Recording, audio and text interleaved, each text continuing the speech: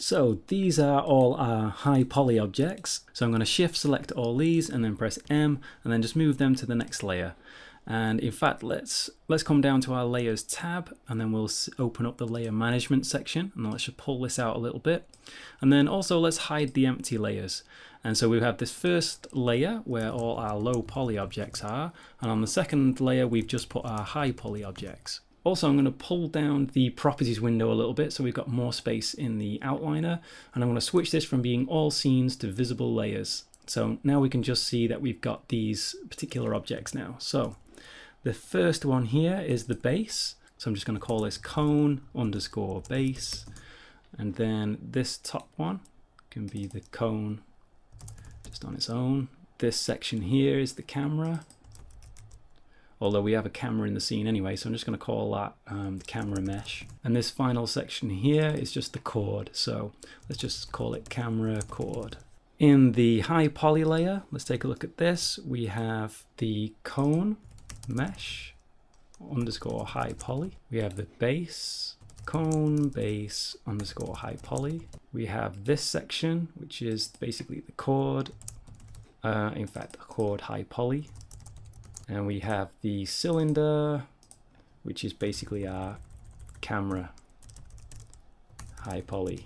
Okay, so if we shift select both of these layers, we can see them both on, and you can see all the objects in the outliner there because we're switched to visible layers at the moment. So just a brief word about naming objects in Blender. We can do this in multiple places. You've just seen me doing it in the outliner by just double clicking, just using the left mouse button to double click on the name and then rename. Another location we could do that is in the properties window. We can just rename our object up here, or we could do it in the properties sidebar.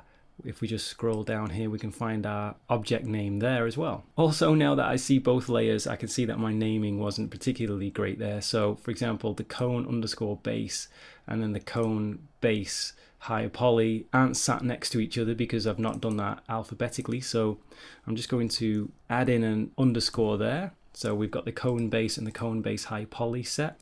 So we've got this view order and things are sorted alphabetically by default.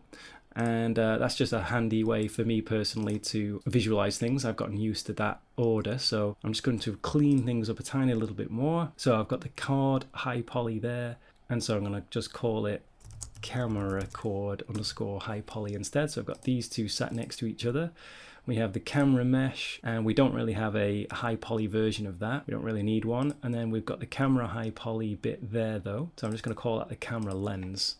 So that becomes hopefully a little bit more clearer. And then the cone itself, and then the cone mesh high poly. So just to make that a little bit more obvious, I'm just going to call that cone mesh. So we can see we've got the cone base and the cone base high poly, the cone mesh and the cone mesh high poly. We've got the chord and the chord high poly, and we have our lens, which doesn't necessarily have a low poly equivalent, and we've just got the camera mesh on its own. So that wraps things up for all the modeling. Let's move on to unwrapping these low poly objects and giving them some UVs.